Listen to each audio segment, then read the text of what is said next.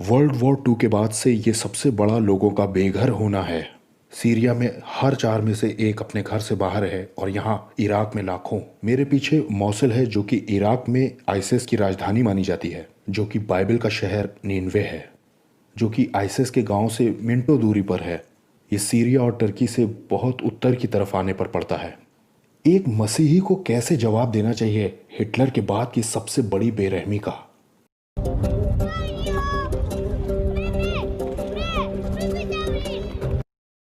Syria के civil war और ISIS के मिडिल ईस्ट में जाहिर होने के बीच में 1,40,00,000 लोगों को अपने घर से ज़बरदस्ती जाना पड़ा और उनमें से आधे बच्चे थे। इन इराकी और सीरियाई रिफ्यूजियों को मदद की बहुत ज़रूरत है। बहुत से उत्तरी इराक के रिफ्यूजी कैंप में रहते हैं और बहुत से जान का जोखिम उठाते हैं और बेघर होने का, क्योंकि वो यूरोप और नॉर्थ अमेरिका जाना चाहते हैं।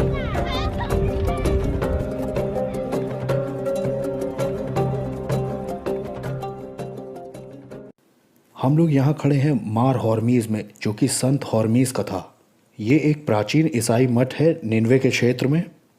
हम लोग देख रहे हैं नीनवे की ज़मीनों को। अगर आप मेरे हाथ के सामने देखेंगे तो यही वो ज़मीन है प्राचीन नीनवे की, और मोसुल थोड़ी ही दूर पर है। और मोसुल को ट्रांसलेट कर सकते हैं नीनवे बोल करके ना। हाँ, बिल्कुल सही, प्राचीन नीनवे नगर जो हमारी पवित्र किताब बाइबल में दिया है, और वही आज का नया मोसुल है। और आईसिस हमसे, जहाँ हम खड़े हैं, इससे 15 किलोमीटर की दूरी पर है बस। और हमारी संस्था समैरिटन पर्स उन कमियों और ज़रूरतों को पूरी करता है जो कि आईसिस के आने के बाद से यहाँ दिखाई देने लगी और बहुत सी इराकी ज़िंदगियों को तबाह किया है। और यहाँ लगभग 30 लाख से ज़्यादा इराकी ऐसे हैं जो घर से बेघर हो गए हैं आईसिस के साथ लड़ाई जो हाल में अभी हुई है उससे। और समैरिटन पर्स ने बीच में आकर के उन्हें पानी की सहूलियत दी और खाने की, और उनके लिए टेंट भी बनाए जिनके परिवार थे और उन्हें छत की ज़रूरत थी। तो हम जो एक संस्था होने के नाते करते हैं यहाँ समैरिटन पर्स में, ताकि मसीह को बांट सकें, ताकि मसीह यीशु के प्यार को बांट सकें, क्योंकि हम ये मानते हैं कि यही दुनिया की उम्मीद है।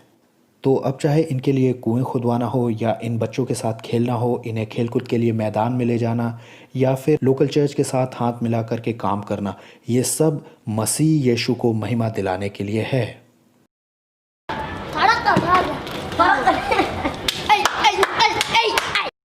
जब आप देखते हैं कि आईसिस ने क्या किया है आपके खुद के चर्चों के साथ, और ख़ासकर यजीदी लोगों के साथ, उनमें से भी जो जवान लड़कियां थी जिन्हें उन्होंने पकड़ लिया और ले गए, अभी भी जो उनके कब्ज़े में है, तो ऐसे में एक मसीही क्या कर सकता है? आप क्या सोचते हैं? दरअसल दुनिया के लोगों को ये लगता है कि आईसिस ने हमसे सब कुछ छीन लिया है, लेकिन जानते हैं सच क्या है? हमने उनसे सब कुछ ले लिया है। ज़रा ये बात समझाइए। उन्होंने हमारे घरों को लिया, अब हम एक घर हो गए, एक ज़मीन हो गए, हम एक जगह आ गए। उन्होंने हमारे सारे पुराने चर्चों को ले लिया, लेकिन अब हम एक चर्च हो गए। वो दरअसल अपने चेहरों को छुपाए रहते हैं अगर आप देखिए तो, लेकिन हम अपने चेहरों को खुला रख कर के दिखा सकते हैं, और इसके लिए हमें कोई मुजरिम जैसा महसूस नहीं होता जिसको कि हम छुपाएं। लेकिन वो लोग ऐसे हैं जो रोशनी में नहीं आ सकते हैं, क्योंकि रोशनी तो हम लोग हैं। हाँ, हम हैं रोशनी, हमारे अंदर रोशनी है। तो वो लोग रोशनी में तो रह नहीं सकते हैं, वो तो अंधेरे में रहते हैं। तो उन्होंने हमसे ले तो सब कुछ लिया है, लेकिन वो हमसे हमारी खुशी नहीं ले सकते, हमारा ईमान नहीं ले सकते। तो हमारा ताल्लुक़ ज़मीन से नहीं है, हमारा ताल्लुक़ तो यीशु से है। यीशु हमारी ज़मीन है, ना कि ये नीनवे की ज़मीन। जहाँ हमारे पास यीशु हैं, वहीं हमारा वादे का देश है। यीशु के बिना फ़र्क नहीं पड़ता कि हम आखिर कहाँ रहते हैं। यीशु मिडिल ईस्ट इराक में अपने चर्च को महफूज रखे हुए हैं, और वो उसे बढ़ा भी रहे हैं, और अब बहुत से लोग उन्हें जानते जा रहे हैं। शरशाद सुलेमान अपने आप को एक बुरा इंसान बुलाते हैं यीशु को जानने से पहले। वो इराकी आर्मी में थे जब सद्दाम हुसैन की सरकार गिरी, और उसके बाद वो सिविल इंजीनियर के तौर पर एक मोबाइल कंपनी में काम करने लगे। एक दिन जब वो सेलफोन टावर पर काम कर रहे थे तो इस्लामी आतंकवादियों ने उन्हें किडनैप कर लिया ताकि उनकी जान की फिरौती में पैसा मांगे। उन्होंने मुझे किडनैप कर लिया और कार के पीछे वाले हिस्से में डाल दिया। मतलब ये कई सारे लोग थे जिन्होंने आपके साथ ये सब किया? हाँ हाँ, ये उन्होंने मेरे साथ किया मुसलमान होने के नाम पे, क्योंकि जिस जगह पर वो मुझे ले करके गए थे किडनैप करने के बाद, मैं एकदम सही जगह का तो नाम भूल चुका हूँ, लेकिन वो ओरिजिनल जगह सामरा है। और उन्होंने मुझे पकड़कर 4 दिन तक वहाँ रखा और हर 2 घंटे में वो आते थे और वो आके कहते थे अल्लाह अकबर, खुदा का एक नाम। और उन्होंने मुझे एके से मारा। और मैं नहीं जानता, ये कैमरा अगर मुझे जूम कर दे। अच्छा, उन्होंने AK-47 लेकर के उससे आपको मारा था? हाँ हाँ, मारा। और अगर कैमरा मुझे जूम करके दिखा दे तो उन्होंने मेरी नाक तोड़ दी और उन्होंने मेरा घुटना भी तोड़ दिया। और मैं 6 महीने हॉस्पिटल में भी रहा था मेरी किडनी की वजह से। और उन्होंने मुझे सचमुच मुश्किल समय में डाल दिया था। लेकिन एक बड़ी हैरत की बात हुई मेरे साथ, जिसने मुझे एक बुरे इंसान से एक अच्छे इंसान में बदल दिया। जब उन्होंने एके का बट मेरे ऊपर मारा, और मुझे नहीं मालूम मेरे साथ क्या हुआ कि मैं सो रहा था जग रहा था, मुझे नहीं पता, कोई अचानक आया और मुझसे अरबी में बात करने लगा। अच्छा, आप ख्वाब की बात कर रहे हैं? हाँ नहीं, आप उसे ख्वाब नहीं कह सकते पूरी तरह से, क्योंकि मैं लोगों को बात करते हुए सुन रहा था और वो इस तरफ था जो मुझसे बात कर रहा था। मैं तो उसे देख रहा था लेकिन लोग उसे नहीं देख रहे थे। और ऐसे उन्होंने मुझसे अरबिक में कहा कि मैं ईसा हूँ, जैसे कि इंग्लिश में कहते हैं आई एम जी। तो खुदा, तो शहजाद, ये या तो यीशु का प्रकट होना था या एक सपना था, आप इसके बारे में श्योर नहीं हैं? हाँ, मैं श्योर नहीं हूँ। तो यीशु ने आपसे क्या कहा? उन्होंने मुझसे अरबी में बात की, अना ईसा, आई एम जीसस, घर चले जाओ। मैंने कहा कि आप सीरियस हैं? आप इन लोग को देख रहे हैं, इन्होंने मुझे किडनैप किया है। और मैंने उन्हें देखा और ऐसे देखा कि वो जाकर उनके बीच में बैठ गया। उन्होंने मुझसे कहा कि घर जाओ। और मैंने अपनी आंखें खोली, मैंने उन बदमाश लोगों को ही देखा। वो जो ग्रुप था पूरा इस्लाम का, वहाँ उनकी आपस में लड़ाई हो गई और उनमें से एक ने एके उठाई और अपने दोस्तों को गोली मार दी। और मैंने जल्दी से दरवाज़ा खोला, मैं हाईवे पर आया, मैंने टैक्सी ली और मैं सीधा घर आ गया।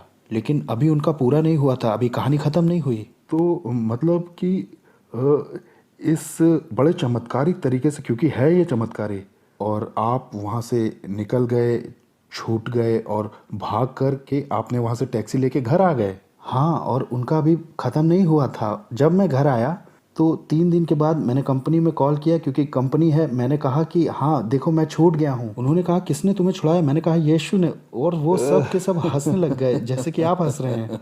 लेकिन मैं आपका यकीन कर रहा हूँ, मुझे उम्मीद है कि उन्होंने भी किया होगा।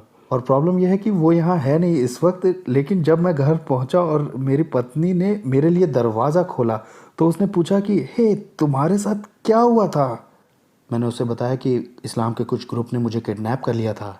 उसने कहा कि मैंने यीशु को सपने में देखा और उन्होंने कहा कि मैंने तुम्हारे शौहर को बचा लिया है, अब वो सुरक्षित है और बहुत जल्दी घर आ रहा है। तो यहाँ पर तो 2 घटनाएं होती हुई दिख रही हैं कि यीशु ने आपसे बात की, आपकी पत्नी से बात की और टेररिस्ट ने आपको किडनैप कर लिया था, लेकिन प्रभु ने आपको सही सलामत घर पहुँचा दिया। हाँ, और अब मैं किसी भी चीज़ से नहीं डरता हूँ, क्योंकि यीशु ने मुझे एक बार बचाया है, वो मुझे आगे भी बचाएंगे। और अगर कोई ऐसा है जो यीशु पर विश्वास नहीं करता तो प्लीज़, अगर आप कोई मुझे देख रहा है और कोई मुझे देखता है, मुझे माफ़ कीजिएगा, मेरी इंग्लिश अच्छी नहीं है, लेकिन प्लीज़ प्लीज़ मेरा मैसेज ये सबको दे दीजिएगा, यीशु यहाँ हैं और उन्होंने हमारी ज़िंदगी को बचाया है। और शुक्रिया उनका जो कि मुझे सुन रहा है और यीशु पर यकीन करता है। वो हमारे लिए खाना है, वो हमारे लिए खून की तरह है, वही मेरी ज़िंदगी में अब सब कुछ है। उसके शरीर का एक हिस्सा होने के कारण और यीशु जो हमारा सिर हैं उसके कारण मैं चाहता हूँ कि आप हमारे लिए दुआ करें। और उनसे जो लोग ये सुन रहे हैं या देख रहे हैं इस प्रोग्राम को, और वो यहाँ के इन लोगों के लिए दुआ करें और मदद करें हमारे लोगों की, और हमारे लोगों को बचाएं। मैं यहाँ पर कोई मदद की भीख नहीं मांग रहा हूँ, क्योंकि ये तो हमारा काम है कि हम एक दूसरे की मदद करें। यहाँ के लोगों ने, दरअसल यहाँ के क्रिश्चियंस ने शैतान का चेहरा देखा है और हमें तो मालूम ही है कि कौन शैतान है आज की इस ज़िंदगी में। हमें बहुत अच्छे से पता है और बहुत से लोग कहने में डरते हैं इसे, लेकिन मैं परवाह नहीं करता हूँ, क्योंकि मेरा ताल्लुक यीशु से और किसी से नहीं। सच तो यह है कि हम मुसलमानों की वजह से झेल रहे हैं, और ये तो कई सालों से हमारा हिस्सा रहा ही है, ये तो आपको पता ही है। लेकिन अगर कोई किसी कारण से उस फजल का इनकार करना चाहता है हमसे भी, तब भी हम इस काम को जारी रखेंगे, क्योंकि हम तो मसीह के फजल से हैं। हम फिर भी उन्हें माफ़ करेंगे और हम आगे बढ़ जाएंगे, और फिर भी हम उनकी कम्युनिटी का ध्यान रखेंगे। उनकी कम्युनिटी जो आगे की जनरेशन है, हमारे बच्चे, और सबसे ज़रूरी यही है। देखने से ऐसा लग सकता है कि आईएसआईएस जीत रहा है, इस्लाम जीत रहा है, लेकिन अगर सारे क्रिश्चियंस यहाँ से चले जाएं तो यहाँ कुछ नहीं रह जाएगा उनके लिए जो बचे हैं। तो हमें परमेश्वर ने जो कॉलिंग दी है उसके लिए हमें विश्वास योग्य रहना है, और सैमरिटन पर्स दुनिया के सबसे ख़राब हिस्सों में जाने के लिए तैयार है, और यीशु के सुसमाचार को बांटने के लिए भी। हमें इन 5 सालों में जब से हम इराक में हैं, हमें इससे मोहब्बत हो गई है। हमें इराकी लोगों से मोहब्बत हो गई है। ये बहुत ही अद्भुत लोग हैं, ये भी खुदा के बच्चे हैं, और वो इनसे प्यार करता है और चाहता है कि ये लोग उसे उद्धारकर्ता बना लें। और यही हमारी ऑर्गेनाइजेशन का मिशन है। एक पानी के कप के साथ शुरू करिए और एक रोटी के साथ। मसीही खुदा का प्यार बांट सकते हैं अलग अलग तरीकों से। बेघर लोगों के लिए दुआ करके, जिनके बच्चे छीन लिए गए माँ बाप से उनके लिए, जिन्हें उनके गांव से भगा दिया है उनके लिए, चाहे वो क्रिश्चियंस हों, चाहे वो यजीदी हों या और दूसरी माइनॉरिटीज़ हों। तो क्या आप मेरे साथ जुड़ करके यीशु के हाथ और पैर बनना चाहेंगे? क्या आप मेरे साथ मिलकर के क्रूस की ओर देखेंगे और दूसरों के साथ क्रूस की उस घटना को बांटेंगे?